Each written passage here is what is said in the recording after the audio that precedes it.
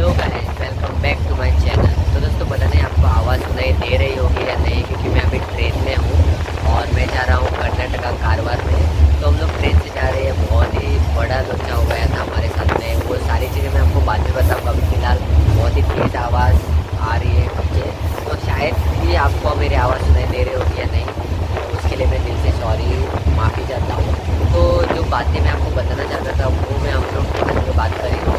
तो फिलहाल आप व्यू एंजॉय कर लेना और ट्रेन का सफ़र देख लेना कैसा रहता है। तो चलते हैं।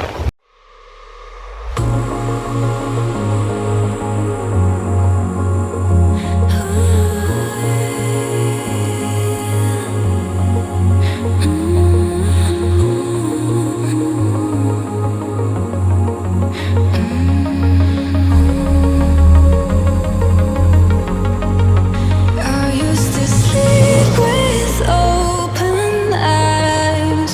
I used to breathe just to keep us alive. Now all I can see is we're drifting apart.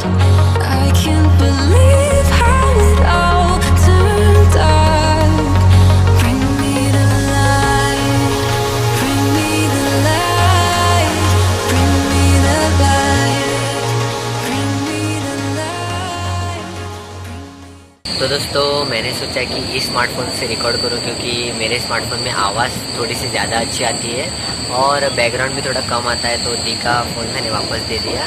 तो मैं, मेरी दी और मेरे पापा हम लोग जा रहे हैं कारवार कर्नाटका। तो वहाँ पर गणेश जी विराजमान है 5 दिन के लिए। तो उन्होंने बुलाया। मेरे मामा भी पहुँच गए मुंबई से वहाँ पर। तो वो मुझे कहने लगे कि आ जाओ, कुछ भी हो जाओ, आना ही पड़ेगा। तो इसीलिए जल्दी में ही निकलना पड़ा सुबह सुबह।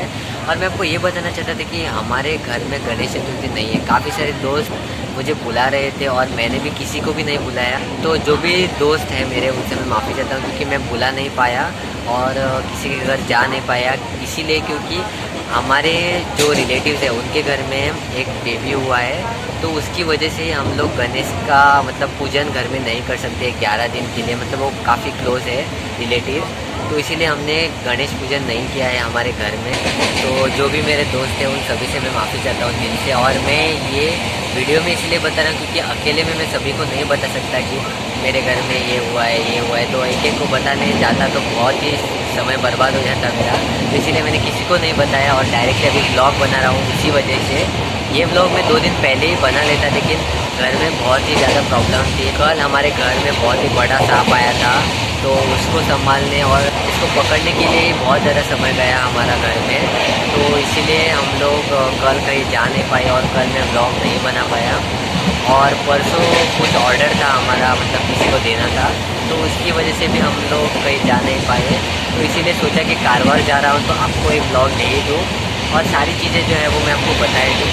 वैसे सिचुएशन तो काफ़ी टाइट चल रही है और अभी देखते हैं कि कारवार जाने के बाद में हमें RT-PCR टेस्टिंग करनी है या नहीं।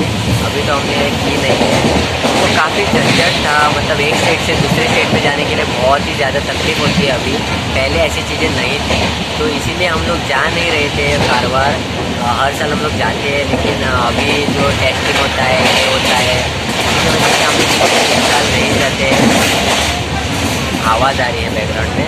तो हाँ, इसीलिए हमने सोचा कि इस साल नहीं जाते, लेकिन क्या करें, जो मामा बॉम्बे से कारवार गया है वो बहुत ही फोर्स करने लगा कि आ जाओ करके। तो इसलिए हम लोग जा रहे हैं। तो देखते क्या होता है आगे, कैसे पहुंचते हैं कारवार। और अगर हम लोग पहुंचे अच्छी तरीके से तो कोई टेंशन नहीं है, क्योंकि टेस्टिंग मुझे लगता है शायद से करनी पड़ेगी और काफ़ी उनके झंझट होते हैं। देखते हैं अभी क्या करते हैं। वैक्सीन तो मैंने ले ही लिया है। तो आगे देखते क्या करते हैं और आपको कुछ बताना पड़ा तो बताएंगे। अभी हम लोग मडगांव की ट्रेन से जा रही है। मडगांव पहुंचने के बाद में एक और ट्रेन लेंगे और वहाँ से कारवार जाएंगे और शायद से वहाँ पर हम लोग को मामा पिकअप करने के लिए आ जाएगा स्टेशन पर। तो पहले क्या होता था कि पहले एक ही ट्रेन थी डेमो करके, तो वो थिविम से डायरेक्ट कारवार जाती थी और वो स्पेशली कारवार जाने के लिए थी, तो हम लोग उसी में जाते थे। लेकिन अभी क्या है, बॉम्बे से आ रही है ट्रेन, तो अलग अलग ट्रेन पकड़नी पड़ती है। और कोविड की वजह से वो ट्रेन जो थी डेमो, जो डायरेक्ट हमको कारवार पहुंचा देती थी, वो भी अभी मतलब उन्होंने निकाल लिए वो शेड्यूल से। तो हाँ, ये भी चीज़ हमको नहीं मिलती अभी। तो अभी चलते हैं इसी में। तो पहुंचने के बाद मैं आपको बता दूंगा क्या सिचुएशन और क्या चीज़ें हैं। और बैकग्राउंड में आवाज़ दे रही थी उसके लिए मैं माफ़ी चाहता हूँ। ट्रेन बहुत ही मतलब तेज़ी से चल रही है और आवाज़ तो बहुत ही ज़्यादा आ रही है, तो उसके लिए प्लीज़ सॉरी। और आवाज़ मेरी ऑडियो पर ज़्यादा ध्यान देना। मतलब अभी मैं आपको क्या ही बताऊँ, मैं तो मूड में था कि हमारे घर में पापा आएंगे इस साल, लेकिन वो आए ही नहीं। उसकी इच्छा नहीं थी शायद आने की। मतलब हम लोग अगले महीने इसको घर में विराजमान करेंगे, लेकिन सिर्फ एक दिन के लिए। तो अगर ऐसा कुछ होता है घर में, मतलब पापा नहीं आते चतुर्थी के दिन, तो अगले महीने हम लोग उसको पूजन करते हैं घर में सिर्फ एक दिन के लिए। तो हाँ, अगले महीने आएंगे वो। और अभी 5 दिन मैंने सोचा था कि इंजॉय करेंगे 5 दिन पापा, या फिर हम लोग 1.5 दिन भी रखते हैं तो वो भी हमने सोचा था कि इंजॉय करेंगे। लेकिन वो भी चीज़ नहीं हुई क्योंकि 1.5 महीने से मैं घर में था। मतलब कोविड की वजह से कहीं घूमने भी नहीं गया और हॉलीडे थी हमको कॉलेज से। तो इसीलिए मैंने सोचा था कि 1.5 दिन, मतलब 1 से 1.5 दिन या फिर 5 दिन हमारे घर में पापा आएंगे तो वहाँ पर मैं मज़े करूँगा। लेकिन वो भी मेरे नसीब में नहीं है, तो कोई नहीं, छोड़ो। अभी मैं जा रहा हूँ कारवार देखते, वहाँ मज़े करेंगे और चलते, मैं आपको मिलता हूँ।